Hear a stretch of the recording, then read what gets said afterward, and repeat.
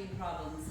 Yeah. This next contestant is going to be big, and it's also by someone who's tall, really tall, even taller than the walls from Mexico, you know? And by the way, you know, Even the taller than my festival ever tour. pay for those? I don't know. Well, let's bring it up for our next talent show entertainer, Norbert Herman, all the way from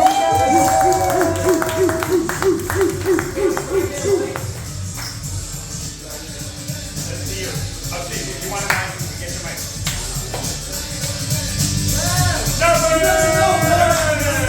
Victoria, watch this. I got this. All right.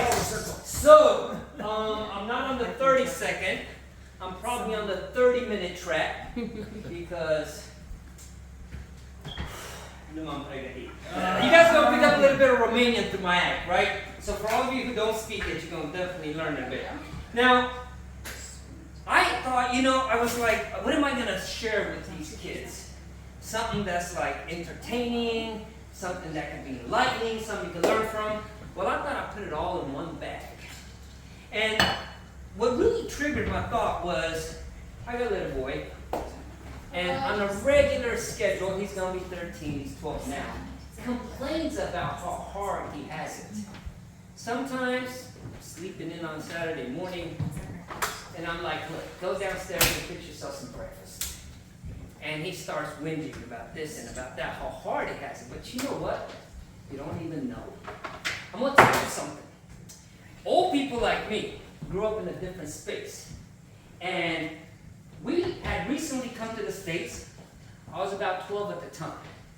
And our food gathering business was a little bit of a different routine. They had this thing nearby called a store. And through the front of the store, people enter and they use money and then they take groceries and bring them home. But I was like, every Romanian knows a big trick. There was another door. It was at the back of the store. I know where you're going. And you don't even know. Money not needed. So all of a sudden we're like, wait a tick. You go to the back of the store. You find this bin. And then they put food in it. And you never know what you're going to get. Like a box of chocolates. Sometimes you bring home a little bit of surprise. You open up a can and it's like, wow. All kinds of amazing good foods, right? So, no money needed, food shopping carts, haul them on home. But I figured after a while I was getting good at the game. I have a partner in crime, my sister Annalise. And we ended up going there together. And we developed a system. So I'm much of a systems thinker, right? I'm like, wait a second, sis. You get in the bin. I sit on the edge. We'll pull a shopping cart next to you. Because it's always about, there are other people coming in because other people had figured out the gig. So it's all about who could fill up the cart first. Like, true story, right? It really happened. And we were getting pretty good at this. And now at least one day, we were just cranking, new loads, everything was just amazing. And we're just getting all kinds of goods. And now at least is down there digging. And before you know it, I fall on top of her head. And she starts like telling me off with a few choice words like, what's going on? And by this time I'm ticked. Because, see, we had a neighbor, and his name was Daryl. And Daryl didn't like us at all. And Daryl had a bike, and he was a schmuck. And he rode by and shoved me into the bin. And I landed on top of Annalise's head. And I was like, no. And she started laughing at me. Can you imagine the trauma, the scars? You see, you don't even know. It's really pretty bad. But that wasn't the only story. A little later on, I had to go to school. And the school was 2.5 miles. I swear to you, uphill both ways. It's definitely true. It definitely happened. And Eddie knows, it takes us like almost an hour to walk to school. 2.5 miles is a pretty long walk. So I ended up getting a dirt bike. I don't know who gave it to us, but it was my version of a BMX. It's more like a pick and save BMX. I don't know if you guys know what pick and save is. It's like dollars back in the day, right? So I'm riding this bike to school and I'm well up on a high horse.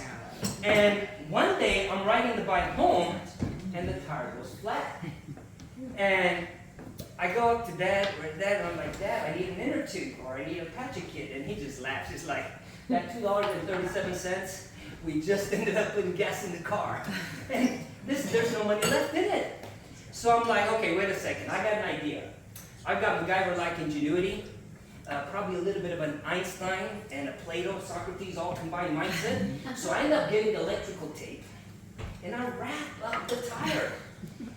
guess what? It air holds. Now, I ride it a little bit around the house, around the street, and it's got this like Harley Davidson thump to it. It's a pretty cool rhythm, right? You know I'm coming, but to me it sounded pretty cool, right? So the next day, this is in middle school.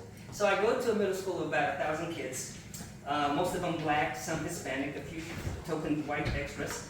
And I'm also one of the shortest kids there. And I also happen to be wearing a lot of girls' clothes because I didn't know, because that's the only clothes that got passed down to me. So attention gathering was my thing. Also being the shortest in this class. It's pretty sad.